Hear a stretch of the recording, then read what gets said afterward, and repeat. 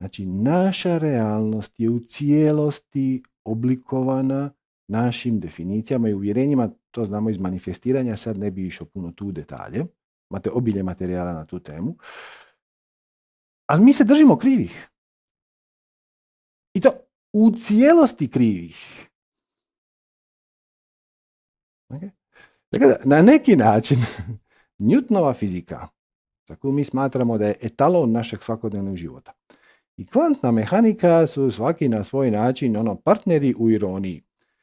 Po Newtonu fiksni zakoni upravljaju svemirom i velika je moć u njihovom razumijevanju, ali mali problem je što smo mi nemoćni naspram tog velikog svemirskog stroja. Tako da, moć jest u znanju, ali svemir koji je tamo vani ne mari za nas. Šta nam preostaje? Da se borimo protiv njega najbolje što možemo, a to je usvajanjem više znanja i dobivanje više moći kako bismo se mogli nekako boriti sa prirodom i sa hladnim okrutnim okruženjem u kojem se nalazimo. To je Newtonova mehanika. U kvantnoj mehanici mi imamo minimalno znanje o budućim događajima. Ali naša je realnost onakva kakvu je odlučimo i odaberemo napraviti. Tako da moć je u nama i mi kreiramo svemir svojim svjesnim učešćem. Znači, ovaj paket donosi pravu moć u paketu sa pravom poniznosti. Jer samim time što znamo da imamo apsolutnu moć kreirati realnost kakvu mi odlučimo i odaberemo napraviti, prihvaćajući da imamo minimalno znanje o budućim događajima, vodi nas da onaj ključni dio formule naše koji kaže slijedi svoju strast bez očekivanja rezultata. Jer ti ne znaš koji put je optimalan. Ti imaš minimalno znanje o budućim događajima. Svejedno, ako budeš slijedio svoj interni kompas, svoj interni sat, svog internog gurua, savjetnika, možeš oblikovati realnost kako god odlučiš i kako god odabereš napraviti. Tako da zapravo fizika je postala grana psihologije. Da sam budimo precizni, fizika sve više i više postaje istraživanje strukture svijesti. I eto nas ispred izazova. Svijest ne znamo staviti u formulu. Pa je onda ne proučavamo, pa je onda ne razumijemo, pa je se onda bojimo, pa je ne podučavamo dalje. Niti konceptualno. Sad ćete, pošto je ne podučavamo, pošto je ne učimo djecu, manje ljudi je zna.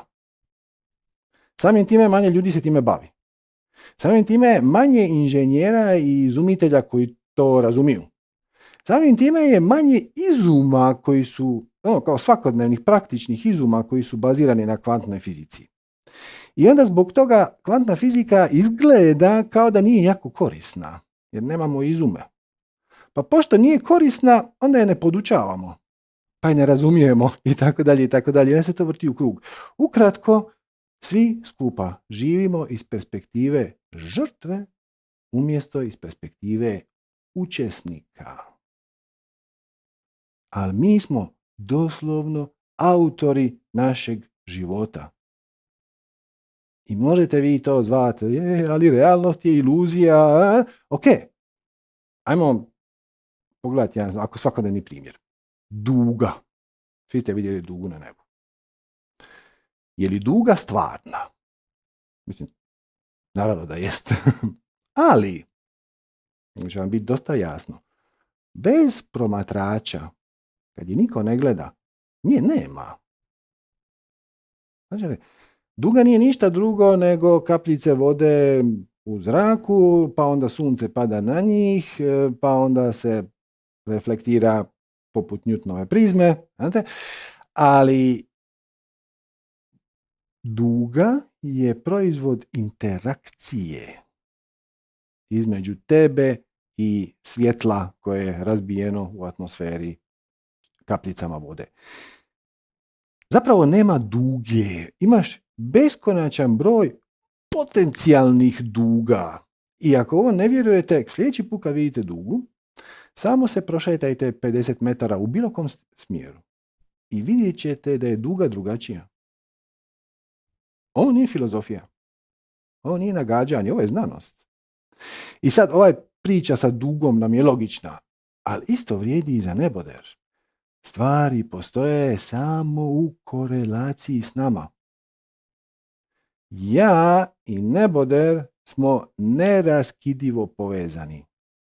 I to je ono što su u budizmu naglašavali, još uvijek naglašavaju, međusobna povezanost svih stvari.